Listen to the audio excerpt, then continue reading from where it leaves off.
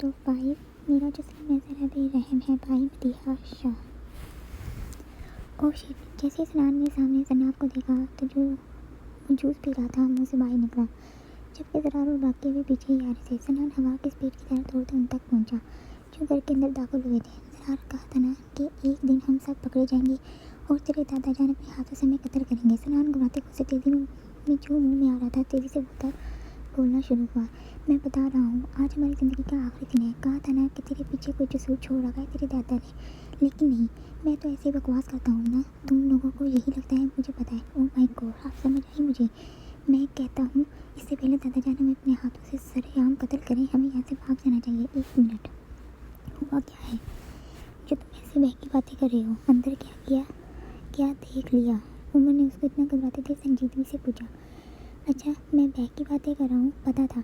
तुम लोग कभी भी मेरी बात को एक बार में नहीं समझोगे। ज़रा मैं बता रहा हूँ, ये पार्टी हमें ख़त्म करने के लिए रखी गई है, समझे? इसीलिए चाचू ने कहा कि पार्टी में सबका होना ज़रूरी है। सनान अपने दिमाग में आज सुबह होने वाली बातें याद करते अपनी ही धुन में बोले जा रहा था। 1 सेकेंड, सनान ऐसी बातें करके तुम मेरा दिमाग ख़राब कर रहे हो। साफ साफ बताओ हुआ क्या है? ज़रा सनान की बकवास को इग्नोर करते काम की बात पर आया। ठीक है, तुम लोग भी लातों के भूत हो जो बातों से नहीं मानते, अंदर जाकर खुद देख लो। सनान ने कहते उनको जाने के लिए रास्ता दिया तो वो सब एक दूसरे को देखते अंदर की तरफ गए, जबकि ज़फ़र अली उमर ने साथ ही मुँह की जूस वाला गिलास पीने के लिए गए। जब वो सामने बने होलनुमा रूम में गए तो जनाब को देख सबके मुंह से फुहारे की सूरत में जूस बाहर निकला। जनाब को देख ज़रार भी शौक सा खड़ा समझने से कहा था कि ये लड़की यहाँ कैसे। तभी जनाब ने भी उन सबको देखा तो एक बार फिर साख से खड़ी देखने लगी। ये तो वही लोग हैं जो उसको वहाँ मिले थे। देख लिया तुम लोगों ने? क्या हुआ, सांस हो गया जो ऐसे भूतों की तरह मुँह लटकाए खड़े हो? अभी वो खड़े एक दूसरे को देख रहे थे। सनान पीछे से आगे होता ज़रार और ज़फ़र के सामने तंजिया लेजी में गोया। ज़रार, तुम यहाँ पर हो और तुम्हारे दादा जान तुम्हें भाई ढूंढ रहे हैं। इससे पहले ज़रार गुस्से से सामने जनाब की तरफ जाता, आबिश उसको कहती जनाब की तरफ गई जो खड़ी डरी मुसलसल हाथों की उंगलियों को मरोड़ रही थी। वेलकम ब्यूटीफुल गर्ल, चलो मैं तुम्हें अपने साथ लेकर चलती हूँ। आबिश जनाब को देखती मुस्कुराती बोली तो उन दोनों ने उनकी तरफ अजनबियों के अजूबों की तरह देखा। ओह सॉरी, मैंने तो बताया नहीं मैं कौन हूँ। मैं आबिश, बताया होगा आपको बाबा ने। आबिश मुस्कुराहट से बोली। ओह यस, बताया था अंकल ने। शान से आबिश की तरफ हाथ करते उसकी के अंदाज में बोली। यार ये तो तेरी चाची को भी जानती है, देखो पता नहीं क्या बात कर रही है। ऊपर से तेरे दादा जान ने मिलने भी बुलाया है। ज़रा मेरी बात मान, हम यहाँ से अभी चलते हैं, इससे पहले कि तेरे दादा पुलिस को 2 फ़ोन करें। सनान उससे घबराते जो ज़ुबान में आ रहा था ऊधे चला जा रहा था, जबकि आबिश उनको लेती अपने साथ वहाँ से गई। शट अप सनान, कुछ नहीं होता। ज़फ़र ऐसे करो, तुम लोग जाओ, मैं देखता हूँ कि ये कौन है और इसके यहाँ आने का क्या मकसद है। कहीं ऐसा तो नहीं हमारे दुश्मन की कोई चाल हो, ये लड़की हमें फंसाने की।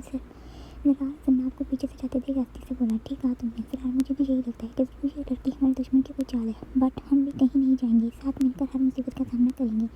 बल्कि तुम ऐसे करो, तुम इस लड़की के पीछे जाओ और मैं बाहर पार्टी में देखता हूँ कि इस लड़की के साथ कोई और तो नहीं आया। इस पार्टी में ज़फ़र ने बहुत समझदारी से काम लेते सबको ब्रीफिंग दी तो सब शातिर दिमाग की तरह सोते अपने काम पर लगे, जबकि ज़रा तेज़ी से जनाब अपनी चाची के पीछे गया जो रूम से होती सीधी लोन की तरफ गई थी। हाउ डे यू, तुम्हारी हिम्मत कैसे हुई यहाँ आने की? एक तो मैंने तुम्हारी जान बचाई, ऊपर से मुझे शुक्रिया कहने के बजाय तुम मेरा पीछा करते इस्तांबुल तक चली आई।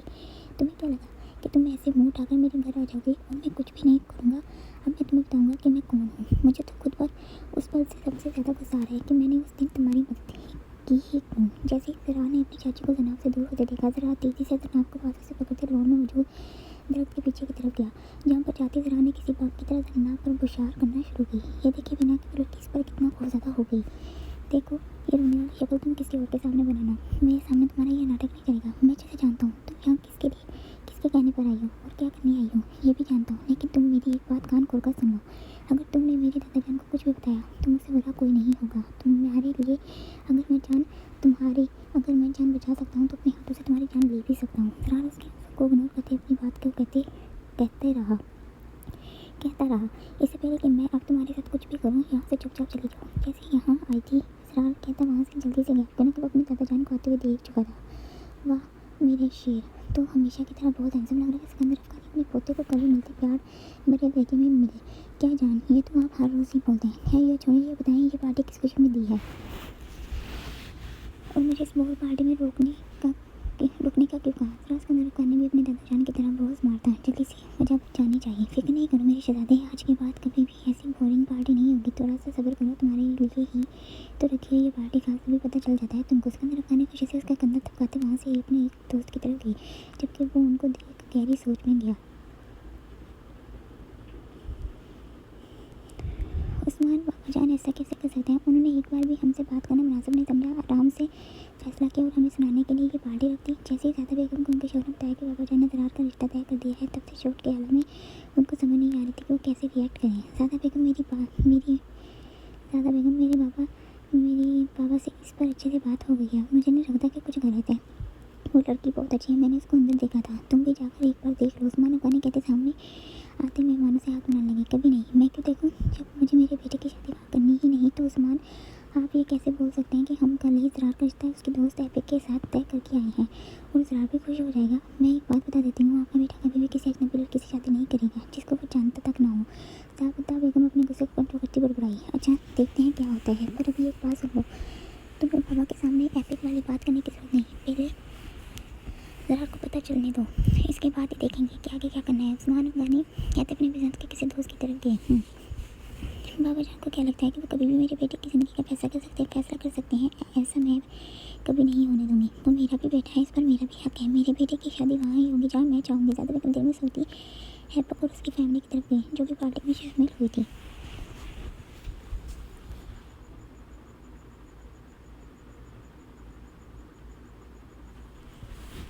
अभी क्या हुआ? आप ऐसे डरी हुई क्यों हैं, जैसे कोई भूत देखा हो? शांति जन्ना आपको घबराते देख परेशानी में बोली। शांति, तुमने सिकंदर दादू के पोते को देखा? मतलब उसको? ओ आई सी, तो आप अपने होने वाले शोर को देखना चाहती हैं? आप भी यहाँ उससे मिलना चाहती हैं? ये बात पहले बोलनी थी ना। चलो कोई बात नहीं, अभी बात हो सकती है। मैं अभी किसी से पूछती हूँ। शांति जन्नाब की बात सुने बिना अपनी ही दिल बोलना शुरू हुई। या अल्लाह, मुझे सब्र दे। शांति, तो बड़ी कब होगी? जन्नाब शांति के सब्र चीख लगाते गुस्से से मनाई। ओहो, आप ये बात इतनी बड़ी तो हो गई हूँ, और कितनी बड़ी होना है मुझे? और रही बात मैंने देखा है तुम नहीं, मैंने अभी तक नहीं, मैंने अभी तक कहाँ देखा अपना होने वाला जीजू। पर आपने ऐसे पूछा तो मुझे लगा कि शायद आप बात करना चाहती हूँ। शायद अपने बालों को सेट करते किस्म से ये ज़रा सिकंदर खानी कौन हो सकता है? अल्लाह, बस वो लड़का ना हो जिससे मेरी बात हुई थी। वो तो कोई गुंडों जैसा है। ऐसे क्यों लगता है जैसे नहीं, वो नहीं हो सकता। जनाब दिल में सोते खुद से ही नफी करने लगी, क्यों ना कि उसको वो दिन में होने वाली हर चीज़ अच्छे से याद थी। कैसे वो सब एक दूसरे की जान के दुश्मन बने हुए थे। अरे जनाब, तुम यहाँ हो? बाबा जान तुम्हें स्टेज पर बुला रहे हैं। चलो आविश, उसको कहते अपने साथ ही लिए स्टेज की तरफ गई।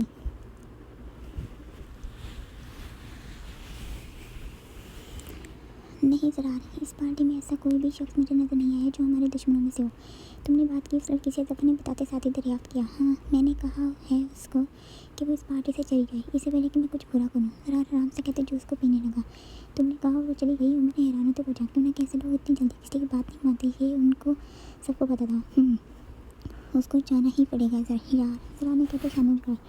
हाँ, मुझे नज़र आ रहा है कि वो कहाँ जा रही है, पर तुम लोगों को नज़र ही नहीं आता। सामने देखो, वो बाहर जाने की बजाय स्टेज की तरफ तुम्हारे दादा जान के पास जा रही है, और तुम खुद भी बेवकूफ़ बन रहे हो और हमें भी अपने साथ यहाँ बिठे बना रहे हो। सनान अपने जूस को एकदम ही खत्म करते माथे से अपना पसीना साफ करने लगा, जबकि बाकी सबने भी ज़रार की तरह स्टेज की तरफ देखा। तभी उसके दादा जान ने आगे होते जनाब की तरफ अपना हाथ बढ़ाया, जिसको जनाब थामते उनके साथ स्टेज के ऊपर गई। यार, इस लड़की को तो कोई फ़र्क ही नहीं पड़ा तुम्हारी धमकी से, अली ने हैरान होते सरगोशी के आलम में कहा। तो सभी एक दूसरे की तरफ देखते हुए सोचने लगे।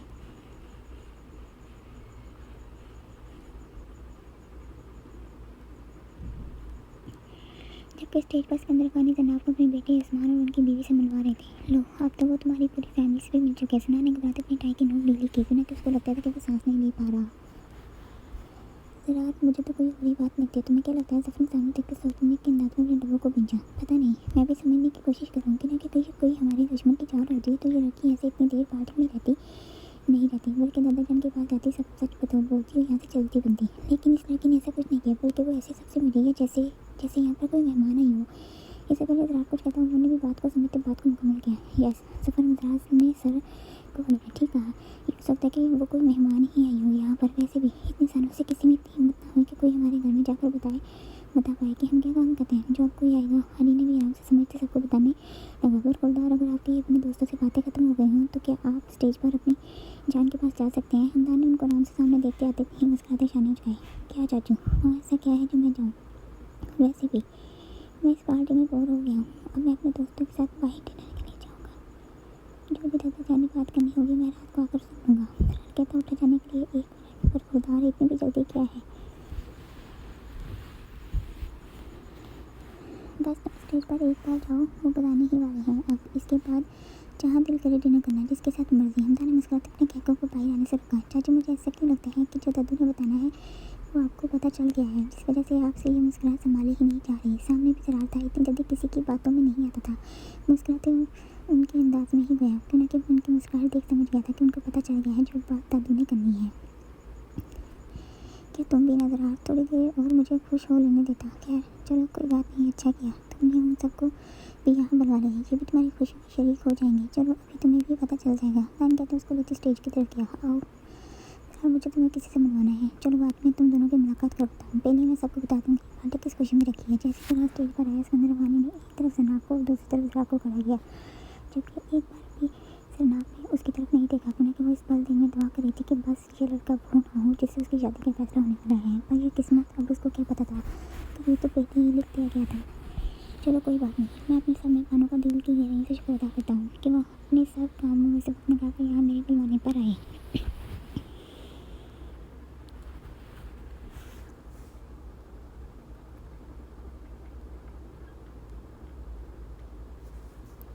मैंने ये पार्टी अपने पोते के लिए रखी। सिकंदर अफगानी कहते जरार के चेहरे पर हाथ रखा, जिससे सबके चेहरे पर खुशी सी आई। ऐसा क्यों लगता है जैसे आज जरार के साथ कुछ बड़ा होने वाला है। सना ने सामने देखते लेकिन कान में कहा, तुम्हें हमेशा बुरा ही फील क्यों होता है, कभी अच्छा क्यों नहीं तुम्हारे दिल में आता। अली ने चबाते अपनी बात को मुकम्मल किया। मैं तो वही बोलता हूँ जो मुझे देख कर समझ आता है। अगर अब तुम लोगों को बुरी लगती है तो मैं क्या करूँ। सना मुँह बनाता मुझे गुस्से से कहता आगे सफ़र के पास गया, जो उमर के साथ ही खड़ा हुआ था। मैंने सबको इसलिए यहाँ बुलाया था कि आप सब भी हमारी इस खुशी में साथ ही शरीक हों। मैं अपने बड़े पोते सिकंदर अफगानी की 1 हफ्ते बाद शादी करने वाला हूँ, वो भी जन्नात बुखारी से। सिकंदर अफगानी ने बहुत खुशी से बयान किया, जबकि ये सुनते ही जरार ने हैरानी से अपने दादाजान की तरफ देखा, जो अपनी खुशी कहने में भूले जा रहे थे।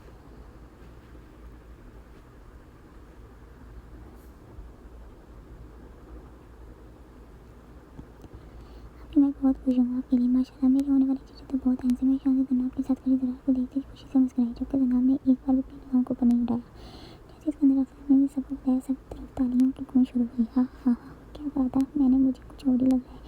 देखो, जिसको हम अपना दुश्मन समझ रहे थे वो हमारी होने वाली भाभी थी। हाँ हाँ हाँ, सना जोर से हंसती इतनी खुशी से तालियां मारने लगा। सब एक दूसरे को देखते उसको गुस्से से देखने लगे। उनका बस नहीं चल रहा था कि वो इसको मारने लगते। आओ जरार बेटा, यहाँ जनाब के साथ खड़ी हो जाओ। सिकंदर अफगानी अपने पोते को जनाब के साथ खड़ा करते खुशी से फूले नहीं संभाल रही थी। जरार कभी अपने दादू को देखते तो कभी जनाब को। जो नीचे मुड़ के अपनी उंगलियों को तोड़ने का काम बहुत अच्छे से कर रही थी, जबकि मीडिया उन दोनों की तस्वीरों के साथ वीडियो भी बना रही थी। अभी रिलैक्स जरार, बाद में दादू से बात करूँगा, अभी जो हो रहा है वो होने दो। जरार खुद के गुस्से को घुटनों को अपने आप को ठंडा करता जनाब की तरफ मत जवाब। चलो जल्दी से दोनों एक दूसरे को रिंग पहना दो ताकि ये रिश्ता और मजबूत हो जाए। सिकंदर अफगानी बोलते ही आतिश को अंगूठियाँ देने का इशारा किया, तो वो भी मुस्कुराते दोनों के आगे प्लेट करके उनकी नजर तकने लगी।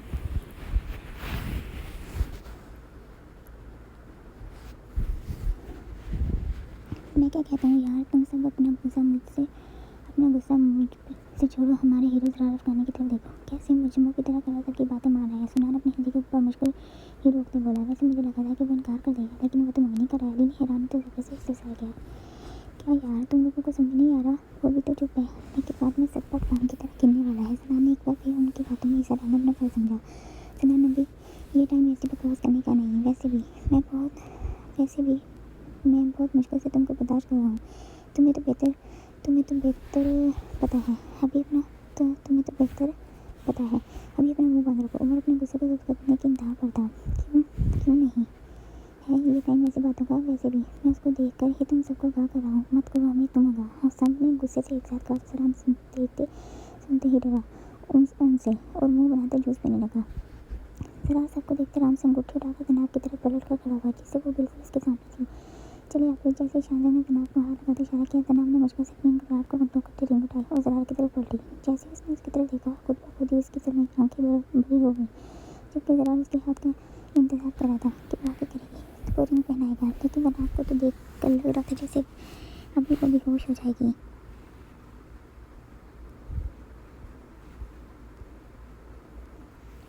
आप क्या कर रही हो, सब देख रहे हैं, हाथ आगे करें। शादी खान में कहती खुद ही उसका हाथ आगे करने लगी। मैंने एक हाथ से हाथ पकड़ के दूसरे हाथ से रिंग बना को पहना दी। जैसे ही रिंग पहनाई सबने तारीफ की। चलो बरखुदार अब तुम अपना हाथ आगे करो। चलो एपिक, अब हमारा यहाँ रुकना ठीक नहीं है। एपिक की मम्मा कहती है एपिक को पकड़ती पार्टी से बाहर गई, जबकि दादा बेगम उनके पीछे रह गई। वो कब से उनको समझाने की कोशिश कर रही थी, लेकिन जैसे ही उन्होंने देखा बात मंगनी तक आ गई है तो वो उसका मतलब समझ गई। इसलिए अपनी बेटी को लेती यहाँ से कहा। जैसे इसको रानी ने बुखार के कंधे पर हाथ रखते कहा, रानी अपना हाथ आराम से आगे बढ़ा दिया। बिना मुश्किल से सांस लेती उसने पूरा हाथ को जाती एक हाथ से ही रिंग पहनाई। एक बार भी अपना हाथ उसके हाथ से लगने नहीं दिया। मतलब ये लड़की भी मुझसे शादी नहीं करना चाहती तो फिर क्यों करी है ये मंगनी। और उसको इतने घबराते देखते दिल में सोचने लगा। हर तरफ तालियों की गूंज थी। मैं बहुत खुश हूँ, मेरे शरीर सिकंदर खान ने कहते ही दोनों को करीब है, जबकि बाकी सब उनको मुबारकबाद देने लगे। हाँ, मुझे किसी चीज़ की कोई फिक्र नहीं रही। रज़ा अब मैं सुकून से मर सकूँगा। हिकमत पर जैसे टीवी पर ये सब देखा तो देखती खुशी से कहती लेटती चलेगी। क्या पापा ऐसे ना बोले, हमें भी अभी आपकी ज़रूरत है। और वैसे भी आपको पता है अगर उसको पता चला कि आपका इलाज नहीं हो सकता तो रज़ा कहते रुकेगा ना कि वो जनाब से अच्छे से वाकिफ़ थे तो वो कभी भी मुझसे बात नहीं करेगी। पापा अब तो उसको बता देने दे। नहीं रज़ा, ये गलती तुम भूल कर भी ना करना। मैं नहीं चाहता कि वो बस हो जाए। मैं उसको रोता हुआ नहीं देख सकता। जैसे ये सब चल रहा है चलने दो। और वैसे भी मुझे अब आराम करना है, तुम जाओ। हिकमत बहुत मुश्किल से कहती आंखों को मूंद ली तो रज़ा भी अपने आंसू को साफ करते वहाँ से बाहर गया। सर ज़रा प्लीज़ थोड़ा सा पास। और एक फोटोग्राफर ने कैमरे को पीछे करते मुस्कुराते कहा, यश वो कहते सनाब के कमर में हाथ डाले उसको अपने साथ लगा गया। सनाब ने तभी ज़रा को अपने करीब देखा हुआ घबराई, क्योंकि वो उसकी सच्चाई जानती थी। तुम्हारे साथ तस्वीरें बना रहा हूँ, मंगनी कर रहा हूँ, कोई गलत मतलब मत लेना। सामने मीडिया है इसलिए कुछ नहीं बोल रहा मैं।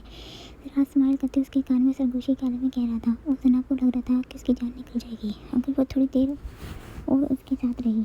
लो, हमारा हीरो तो बहुत खुशी के साथ सबको बेवकूफ़ बना रहा है। सनाम ज़रा को देखते एक बार फिर अपने दोस्तों से कहने आया, जबकि वो सब उसको छोड़ आगे गए। ज़रा चल हम चलते हैं यार, पता है ना काम है, हमें कल को मुलाकात होती है। सफ़र कहते मिला। ओके, टोटो कहा गया। पार्टी आज तक ख़त्म हो चुकी थी।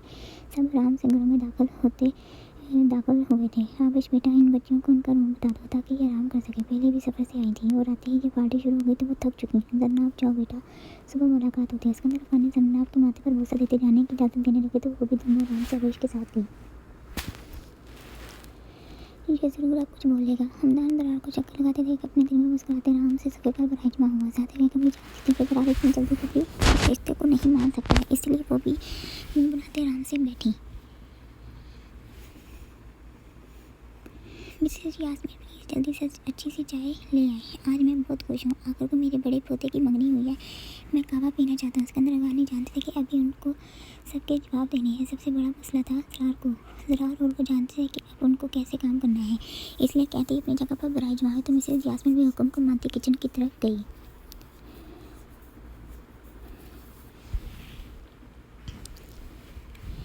दद्दू, मैं किसी भी मंगनी को नहीं मानता। मुझे कोई शादी नहीं करनी। जैसे मिसेस यास्मीन कहीं ज़रा किसी बम की तरह सब पर फटा, जबकि सबको पता था कि वो ऐसे ही बोले जारी है।